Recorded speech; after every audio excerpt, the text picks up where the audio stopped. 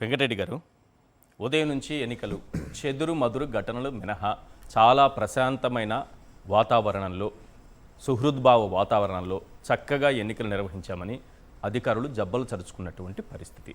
మీకు ఎలా అనిపించింది ఎన్నికలు జరిగిన తీరు? ఈశ్వర్ గారు, ముందుగా మీకు, రామ్నాథ్ అన్నకి, అట్లానే సాక్షి టీవీ ప్రేక్షకులందరికీ నమస్కారాలు. అంటే ప్రజాస్వామ్యతంగా పరిపాలన నడుస్తుంది అనేటటువంటి వాళ్ళకైతే ఈరోజు జరిగినటువంటి ఎన్నికలు ఎలాంటి వాతావరణం నడిచినాయో చిన్నపిల్లల్ని అడిగినా కూడా చెప్తారు. చదువుకునేటటువంటి పిల్లల్ని అడిగినా కూడా, టీవీలు చూసేటటువంటి ప్రతి ఒక్కరిని అడిగినా కూడా చెప్తారు.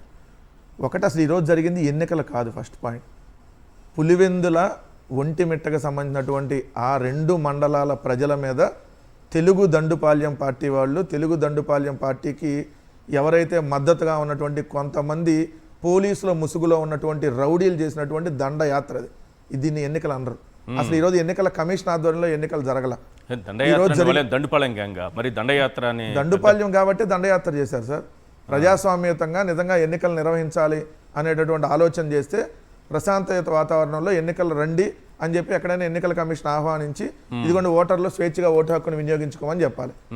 నేను వయసు చాలా చిన్న వయసు అయినా చాలా మన వీడియోలు అన్నీ చూస్తూ ఉంటాం. ఓటర్లు ఓటు వేసేటప్పుడు అయ్యా మాకు డబ్బులు ఇవ్వలేదు, మేము ఓటు వేయమని చెప్పి చాలామంది చెప్పినటువంటి సందర్భాలు మనం చూసాం. లేదా మా ఊరికి మీరు రోడ్డు వేస్తేనే మేము ఓటు వేస్తామని చెప్పి నిలదీసినటువంటి సందర్భాలు కూడా చూసాం. కానీ ఈరోజు మేము ఓటు వేస్తాం ప్రజాస్వామ్యతంగా, మీ కాళ్ళు పట్టుకొని అడుగుతున్నామని చెప్పినటువంటి సంఘటన చూస్తే నిజంగా కళ్ళమటి నీళ్ళు వస్తాయి.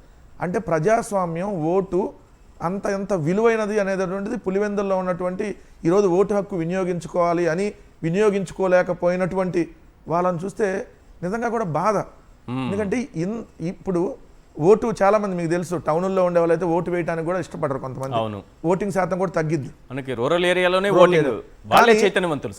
మేము ఓటు వేస్తాం, మీ కాళ్ళు పట్టుకుంటున్నాం, మేము ప్రజాస్వామ్యంలో ఓటు అనేది ఒక వజ్రాయుధం లాంటిది, ఆ ఓటు ద్వారా మేము తీర్పు ఇవ్వాలనుకుంటున్నాం అని చెప్పి ప్రజలు స్వచ్ఛందంగా వెళ్తుంటే వాళ్ళని నిర్బంధించినటువంటి పోలీసులు కాళ్ళు పట్టుకొని వేడుకున్నటువంటి వీడియో చూస్తే నిజంగా అప్రిషియేట్ చేయాలి సార్. ఆ పులివెందుల ప్రాంతంలో ఎవరైతే మా ఓటు హక్కు మేము వినియోగించుకుంటామని చెప్పి తిరగబడ్డారు, సరే వినియోగించుకోకపోవచ్చు ఎందుకంటే పోలీసులు నిర్బంధించారు కాబట్టి, కానీ వాళ్ళంత ధైర్యంగా వచ్చేందుకు ఓ పక్క దాడులు చేస్తున్నారు, ఓ పక్క కేసులు పెడుతున్నారు, ఓ పక్క హత్యాయత్నాలు, ఓ పక్క మళ్ళీ వాళ్ళ మీద SC/ST కేసులు, ఇలాంటివి పెడుతున్నటువంటి సందర్భంలో కూడా మహిళలు కానీ కొంతమంది ఎవరైతే యువకులు వాళ్ళందరూ వచ్చి మా ఓటును మేము వినియోగించుకుంటాం, దయచేసి మీ కాళ్ళు పట్టుకుంటాం, మా ఓటు మేము వేసుకుంటాం అని చెప్పి వాళ్ళు వచ్చినందుకు నిజంగా వాళ్ళందరినీ అప్రిషియేట్ చేయాలి.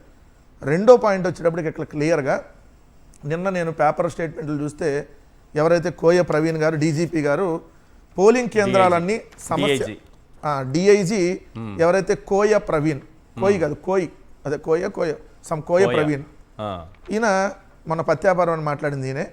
సో ఈయన ఇచ్చినటువంటి స్టేట్మెంట్, పోలింగ్ కేంద్రాలన్నీ సమస్యాత్మకమే. ఒక DIG ఏం చెప్పాడు? పోలింగ్ కేంద్రాలన్నీ సమస్యాత్మకమే అన్నాడు. అంటే ఎంత బాధ్యతగా అక్కడ వేరే వాళ్ళు ఎవరు రాకుండా సమస్యాత్మక పోలింగ్ కేంద్రాలు కాబట్టి జాగ్రత్తగా నిర్వహించాల్సినటువంటి బుద్ధి, జ్ఞానం, మంచి మర్యాద అన్నీ వీళ్ళ మీద ఉన్నట్లు లెక్కే కదా. ఒకటి.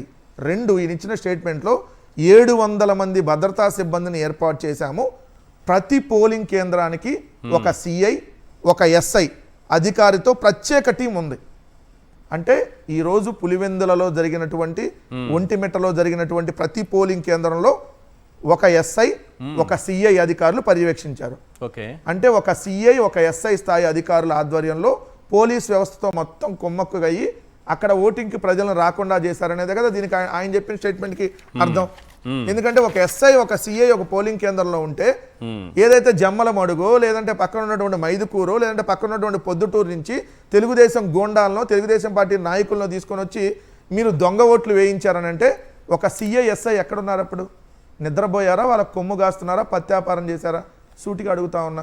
రెండు, మొన్న జరిగినటువంటి 1-2 సంఘటనలు మళ్ళీ పునరావృతం కాకుండా గట్టి చర్యలు తీసుకుంటాం అన్నాడు. ఏంటి సార్ గట్టి చర్యలు అంటే? గట్టి చట్నీ లాంటి చర్యలా? గట్టి చర్యలు తీసుకున్నారంటే ఈరోజు ఏం గట్టి చర్యలు తీసుకున్నారు? ఓటర్లని ఓటింగ్ కేంద్రాలకు రాకుండా గట్టి చర్యలు తీసుకున్నారు, ప్రజలని పోలింగ్ కేంద్రాలకు రాకుండా గట్టి చర్యలు తీసుకున్నాం. సిగ్గుండాలి. నేను అడుగుతున్నా డైరెక్ట్గా DIG గారిని, సిగ్గుతో no, తలదించుకోవాలి. no. ఏంటంటే ఒక అధికారి కాదు, సిగ్గుతో కాదు. అది తలదించుకోవాలి. correct గా ఆ స్థాయిలో ఉన్నటువంటి ఒక అధికారి సిగ్గుతో తలదించుకొని నేను ఎన్నికలు నిర్వహించలేనటువంటి దిక్కుమాలిన స్థితిలో ఉన్నానని చెప్పి మీరు ఏదన్నా ఉంటే రాజీనామా చేయాల్సినటువంటి పరిస్థితి. వ్యవస్థలపైన మీ పోరాటం చేయండి. వ్యవస్థలపైన న్యాయ వ్యవస్థలు ఉన్నాయి, ఇంకా చాలా ఉన్నాయి మీకు మార్గాలు. నేనేమో పత్యాపారం చేస్తున్నాడని అంటలా, సిగ్గుతో తలదించుకోమంటున్నా. ఎందుకు? ఒక ఎస్ఐ ఒక సిఐని పెట్టి ఏదైతే ప్రతి పోలింగ్ కేంద్రంలో ఎన్నికలు నిర్వహిస్తానని చెప్పిన మీరు, ఇన్ని సమస్యాత్మక కేంద్రాలు ఉన్నాయని చెప్పి స్టేట్మెంట్ ఇచ్చిన మీరు అక్కడ కూర్చొని ఎన్నికల్లో నిర్వహించడం కోసం ఒక జడ్పీటీసీ, కేవలం ఒక జడ్పీటీసీ కోసం డిఐజీ, ఎస్పీ, ఎస్ఐలు, సిఐలు మొత్తం యంత్రాంగం మొత్తం అక్కడ ఉండి వాళ్ళే రిగ్గింగ్కి సహకరించారనంటే ఈరోజు రాష్ట్రంలో ఎంత దారుణమైనటువంటి పరిస్థితులు ఉన్నాయంటానికి ఇది నిదర్శనం కాదా?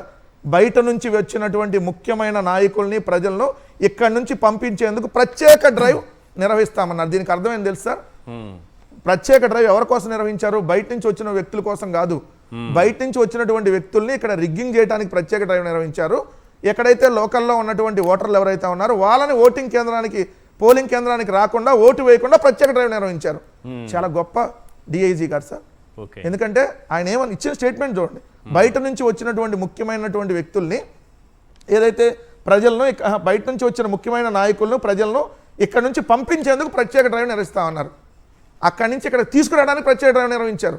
జమ్మలమడుగు, మైదుకూరు, పొద్దుటూరు చుట్టుపక్కల ఉన్నటువంటి ప్రాంతాల నుంచి తెలుగుదేశం గోండాలని, తెలుగుదేశం దండుపాలెం బ్యాచ్ని తీసుకురావడానికి ప్రత్యేక డ్రైవ్ నిర్వహించారు. డిఐజీ గారు మీరు ఇచ్చే స్టేట్మెంట్, పులివెందుల్లో ఉన్నటువంటి ఓటర్లని అక్కడ ఓటు వేయకుండా ఉండటానికి ప్రత్యేక డ్రైవ్ నిర్వహించారా? మీరు అక్కడ కూర్చొని మీరు ఇచ్చే స్టేట్మెంట్ ఆధారంగా నేను చెప్తున్నా.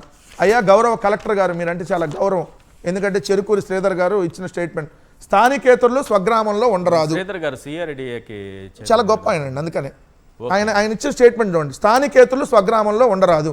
ఓకే, స్థానికేతరులు స్వగ్రామంలో ఉండకూడదు. స్థానికేతరులు మరి జమ్మలమడుగాలు ఉండొచ్చు. ఏది జమ్మలమడుగాలు వచ్చి పులివెందుల్లో ఉండొచ్చు. వాళ్ళు వెళ్ళి డైరెక్ట్ గా మీకు వెనక విజువల్స్ లో కనపడుతుంది, వాళ్ళు వెళ్ళి దొంగ ఓట్లు వేయొచ్చు. కలెక్టర్ గారు మీకు ఇది కనపడుతుందా లేదంటే మళ్ళీ రిపీట్ చేసి చెప్పాలా? ఆయన ఇచ్చిన స్టేట్మెంట్, ఈ నెల 12న పోలింగ్ ఏర్పాట్లు నిష్పక్షపాతంగా పారదర్శకంగా ఏర్పాట్లు పూర్తి చేశామని కలెక్టర్ చెరుకూరు శ్రీధర్ గారు చెప్పారు.